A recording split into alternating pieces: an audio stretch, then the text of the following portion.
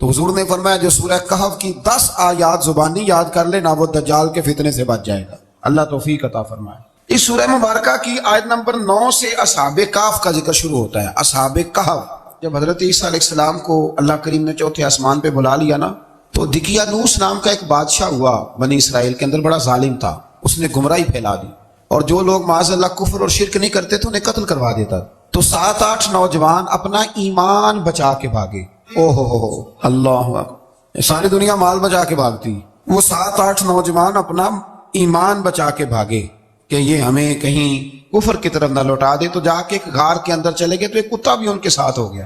انہیں کتے کو بڑے روڑے مارے کہ یہ اگر بھونکے گا، آواز نکالے گا تو ہم پکڑے جائیں گے، ہم نے تو چھپنا ہے۔ پر اس کو نا ولیوں سے پیار ہو گیا تھا، اس نے کہا بھگاؤ جتنا مرضی مجھے، فطرت میری ہے کہ میں بھونکتا ہوں، پر جب اللہ کے ولی ہوں تو پھر میں ادب کرتا ہوں۔ یہ قرآنی واقعہ ہے۔ اچھا، یہ عین وہ واقعہ ہے قرآن مجید کا کہ جو بہت ساری چیزوں پر ویسے نص ہے اور بہت ساری زبانیں ویسے گنگ ہو جاتی۔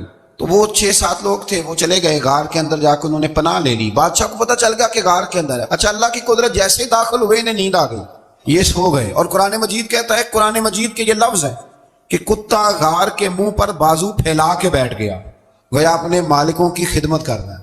اب میاں صاحب کی ایک بات کر لیں درمیان میں، میاں صاحب فرماتے ہیں جنہاں تنا وچ عشق نہ رچیا، کتے ہونا تھی چنگے، اور چلو مالک دے کر راکھی کر دے، صابر بھوکے ننگے۔ یہ دیکھو نا کہ اتنا تو ان کے اندر بھی کمال ہے، اپنے نا دونوں بازو پھیلا کے، کتا بھی غار پہ بیٹھ گیا۔ ان کو نیند آ گئی، بادشاہ نے پتہ کرایا کہاں بھاگ کے گئے، تو کہا وہ غار کے اندر ہے۔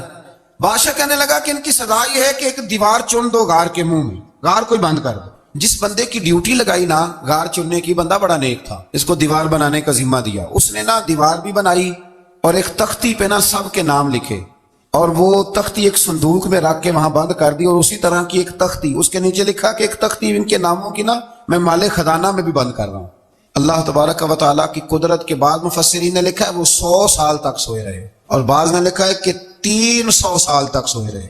300 سال کے بعد اس طرح ہوا کہ حکومتیں بدل گئیں۔ بیدروس نام کا ایک بادشاہ آ گیا، وہ بڑا نیک دل تھا، اس نے ہر طرف حضرت عیسیٰ علیہ السلام کی شریعت کا پھر سے نعرہ بلند کیا۔ اب نا کچھ لوگ ایسے تھے جو منکر ہو گئے تھے کہ مرنے کے بعد دوبارہ کیسے اٹھیں گے۔ بادشاہ ایک دن اجرے میں گیا، جا کے دعا مانگی، یا اللہ کوئی ایسی بات دکھا جس سے لوگوں کا ایمان پکا ہو جائے۔ اس طرح کے بھی بادشاہ ہوا کرتے، تو رب کریم نے کہا میں نے تو پہلے یہ راز چھپا کے رکھا ہوا ہے، کھول دیتے ہیں۔ اس نے دعا مانگی، اور ادھر کیا معاملہ ہوا، ایک چرواہا بکریاں چرانے والا وہاں سے گزرا، اس نے سوچا یہ دیوار ہے، اگر اس کا منہ کھول لوں نا کبھی تو میری بکریاں یہاں تھوڑا سا دھوپ کے اندر سستا لیا کریں گی۔ اس چرواہے نے کیا کیا کہ اس نے وہ دیوار گرائی تاکہ میری بکریاں اندر جایا کریں۔ وہ دیوار گرائی تو اس نے اندر 6-7 لوگ سوئے ہوئے دیکھے، اور کتا بھی سویا ہوا دیکھا۔ اللہ تبارک و تعالیٰ اپنی قدرت سے، اپنے فضل سے ان کی کروٹیں بھی بدلتا رہا۔ اپنی قدرت سے ایک طرف انسان پڑا رہے نا تو اعضاء گل جاتے ہیں، ان کی کروٹیں بھی بدلی جاتی، مناسب روشنی بھی دی جاتی، حرارت بھی۔ اس نے دیوار گرائی تو ان کی آنکھ کھل گئی، ایک دوسرے سے کہنے لگے آج تو بڑی گہری نیند سوئے ہیں یار، آج تو لمبی نیند پوری کر لی، چلو بھوک بڑی لگی ہے ایک دوست کو بھیجو۔ یہ سارا واقعہ قرآن مجید میں موجود ہے، میں اپنے لفظوں میں بیان کر رہا ہوں۔ جاؤ ایک دوست کو بھیجو بازار سے نا کھانا لے آئے، پیسے وہی 300 سال پرانی کرنسی۔ وہ جب نان بھائی کی دکان پہ گیا نا سامان لینے، اس کو پیسے دیے تو نان بھائی نے ہاتھ پکڑ لیا، کہنے لگا میاں تو کدھر سے آیا، یہ کون سے پیسے؟ اس نے کہا پیسے کاہے کہ میں بھی سوچ رہا ہوں کہ حالات بدلے ہیں، سارے حضرت عیسیٰ کا کلمہ پڑھ رہے ہیں، ماحول اور ہے۔ اس نے کہا تیرے ہاتھ کوئی خزانہ لگ گیا، یہ تو ہم نام سنتے تھے کہ یہاں کوئی دقیانوس نام کا بادشاہ رہے، کوئی خزانہ، بتا کہاں سے لیے؟ شور ہوا، حاکم شہر تک خبر پہنچی، بادشاہ تک پہنچی۔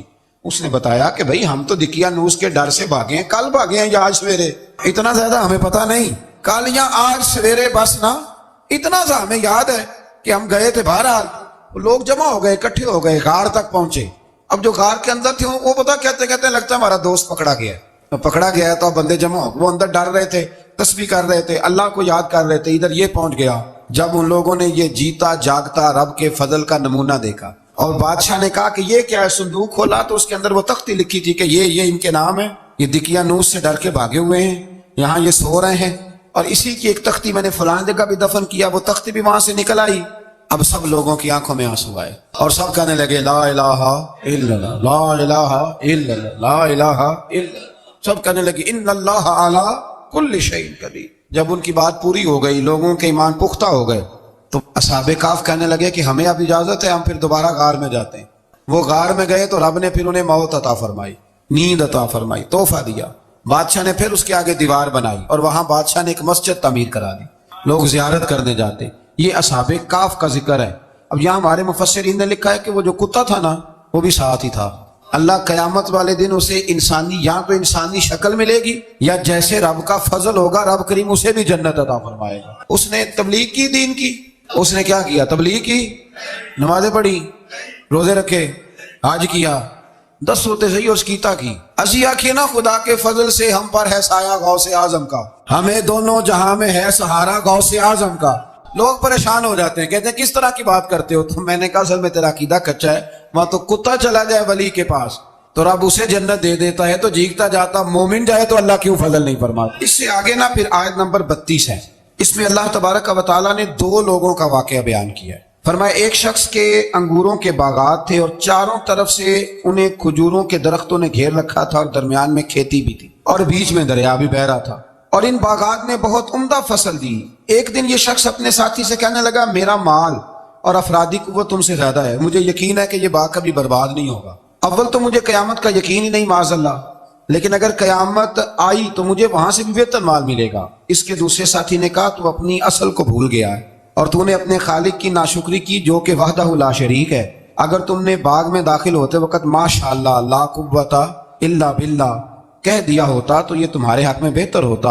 اگرچہ مال اور اولاد میں تم سے کم ہوں، لیکن میرا ایمان یہ ہے کہ اللہ تعالیٰ مجھے اس سے بہتر نعمت عطا کرے گا، اور آسمان سے کوئی آفت آئی اور تمہارا باغ تباہ و برباد ہو جائے گا، یا اگر اس کا پانی زمین میں دھس گیا تو پھر تم اسے تلاش نہ کر پاؤ گے۔ بالآخر اس شخص کا باغ برباد ہو گیا۔ وہ جو کہتا تھا نا مجھے یقین نہیں قیامت نہیں آئے گی، اس کا باغ ہی، اور وہ کف افسوس ملتے ہوئے کہنے لگا کاش میں نے شرک نہ کیا ہوتا، لیکن پھر اس کا کوئی نہ مددگار تھا اور نہ حمایتی۔ آیت نمبر 45 میں اللہ تعالیٰ نے دنیا کی زندگی کی ناپائیداری کو ایک مثال سے بیان فرمایا کہ آسمان سے بارش نازل ہوئی، گھنا سبزہ نکلا، پھر وہ سوکھ کر چورا چورا ہو گیا، جسے ہوا اڑا کے لے گئی۔ مال اور بیٹے تو محض جیتی دنیا کا سنگار ہے، جب تک تم زندہ ہو تب تک مال بھی ہیں اور بیٹے بھی ہیں۔ والباقیات الصالحات، اگر کچھ ہے باقی رہے گی تو تمہارے اچھے اعمال باقی رہیں گے، اور اگر اولاد نیک ہوئی تو وہ بھی باقیات الصالحات میں شامل ہو جائے گی۔ آیت نمبر 47 سے فرمایا کہ قیامت کے دن تمام روئے زمین پر ایک کھلے میدان کی صورت میں ہوگا، سب لوگ صف باندھے رب کے حضور اکیلے حاضر ہوں گے اور اپنے اعمال ناموں کو دیکھ کر خوف زدہ ہوں گے،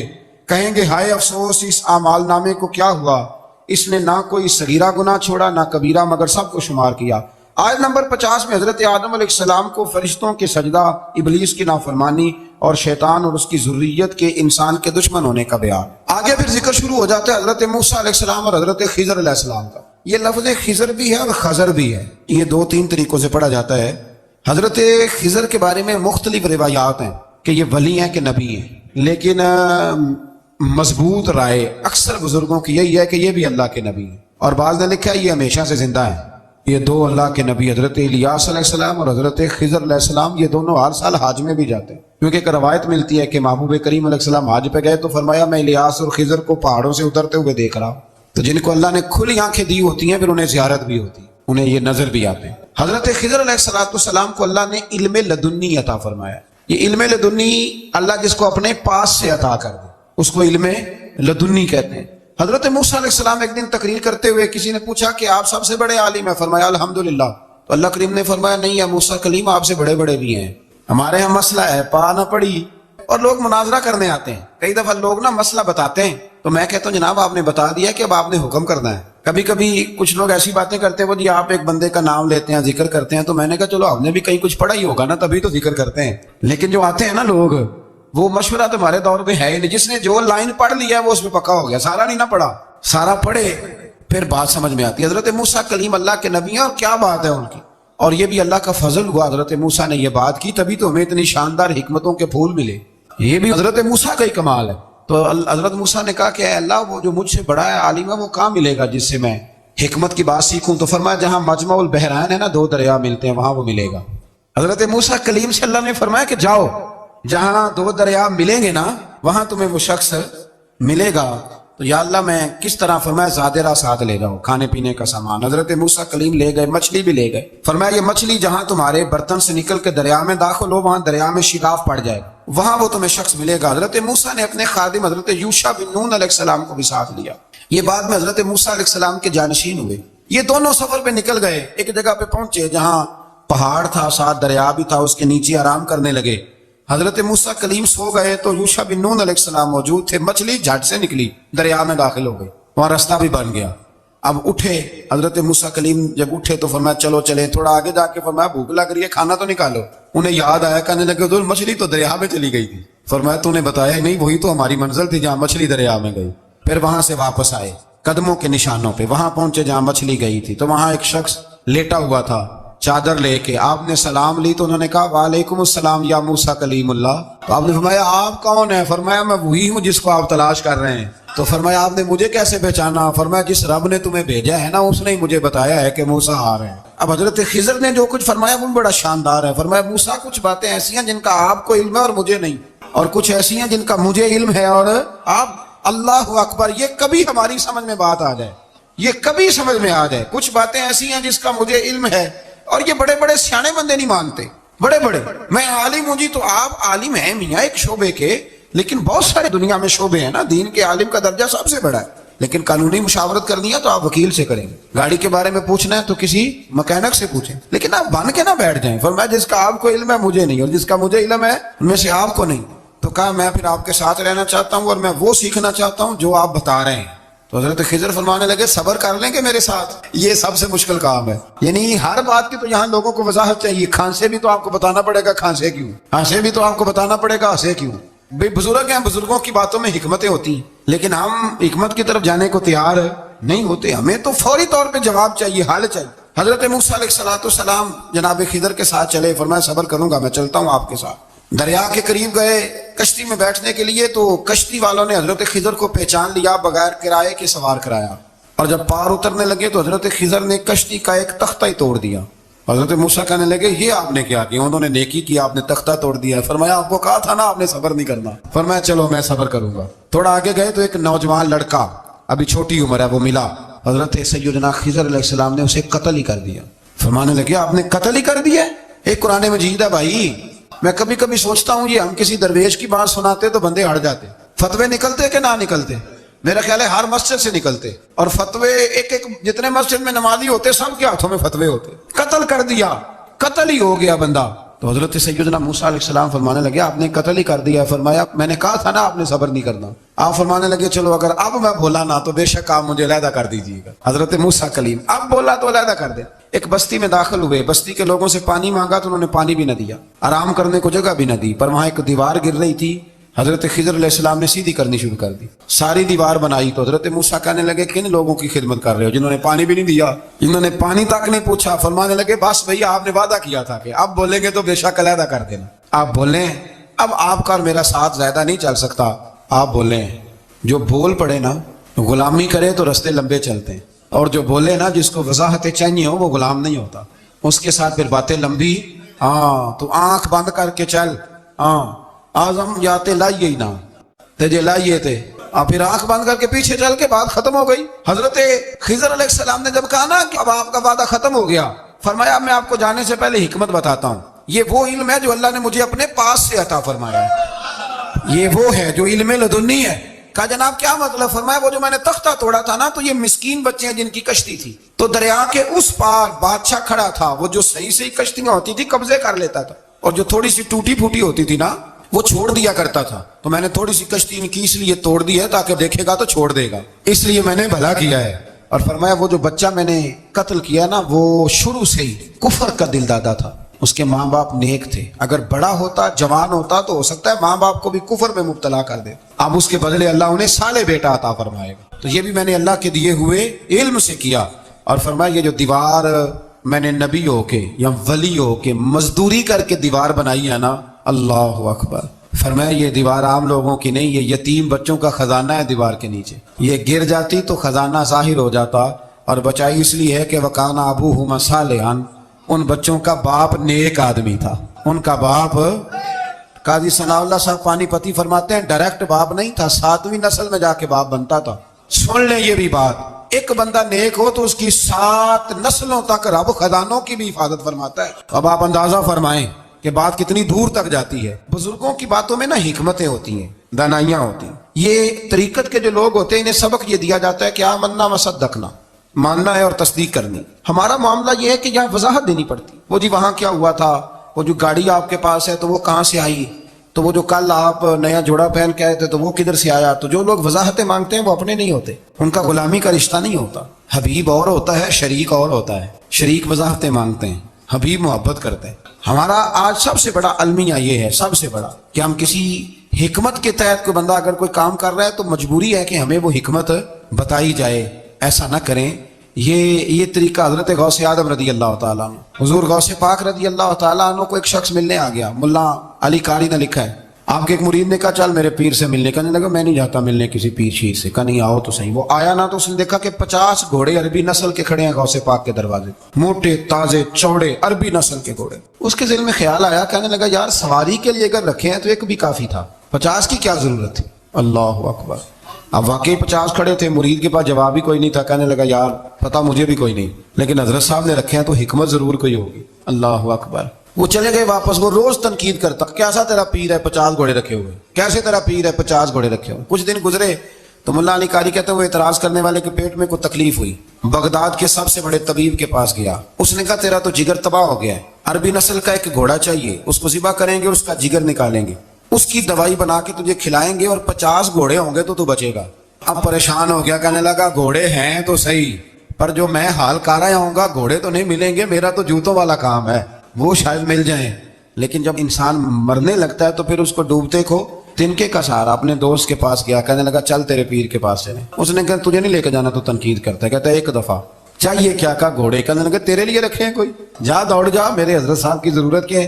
لیکن جب غوث اعظم کی خانقاہ میں داخل ہوئے نا تو حضور غوث اعظم اٹھ کے ملے۔ اللہ والے دلوں میں باتیں نہیں رکھتے، ماتھا چوما اور فرمانے لگے میاں تو ایک دن نا میری گلی سے گزر رہا تھا تو میری تیرے اوپر نظر پڑی، تو مجھے نظر آیا تو بیمار ہوگا اور تیرا علاج عربی نسل کے 50 گھوڑوں کی وجہ سے ہوگا، تو میں نے تیرے لیے لا کے کھڑے کیے ہوئے ہیں، تیرے لیے ہی کھڑے کیے ہیں۔ اب تو نا گھر بھی لے جانے کی ضرورت نہیں، چارہ بھی میرے مرید ہی ڈال دیا کریں گے۔ تو اس طرح کرنا، روز آنا ایک گھوڑا لے جانا، پھر اگلے دن آنا تو دوسرا۔ وہ خدا کے بندے تیرے لیے رکھے تھے تو تنقید کر رہا ہے۔ اللہ کے بندے پردہ پوش ہوتے ہیں، ہاں شرط یہ ہے کہ وہ بندہ صالح ہو، دیندار ہو، وہ والا پیر نہ ہو جو نماز بھی نہ پڑھے اور گھوڑے 15 رکھے ہوئے ہوں اس نے، وہ والا معاملہ نہ ہو۔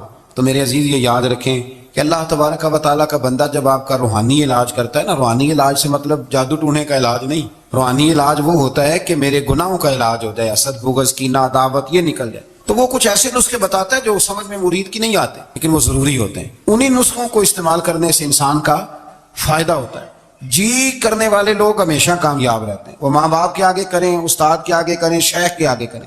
اور جن کو وضاحتوں کی ضرورت ہوتی ہے، ہاں ایک شرعی بات ضرور ہے، وہ ضرور سن لیں۔ اگر آپ کو کہیں کچھ شرعی قباحت نظر آئے جو قرآن و سنت سے ٹکراتی ہو تو وہ آپ پر فرض ہے آپ اپنے مرشد سے پوچھیں۔ کتنی بڑی بات کر رہا ہوں، یعنی جو چیز قرآن و سنت سے ٹکرا رہی ہو اس کی وضاحت طلب کرنا ضروری ہوتا ہے، اور جو دین سے نہ ٹکرائے اس پر آپ وضاحتیں پوچھتے ہیں تو پھر اس کا مطلب ہے کہ آپ علاج کرانے میں سنجیدہ نہیں ہیں۔ اللہ تعالیٰ قرآن مجید کو سمجھنے کی توفیق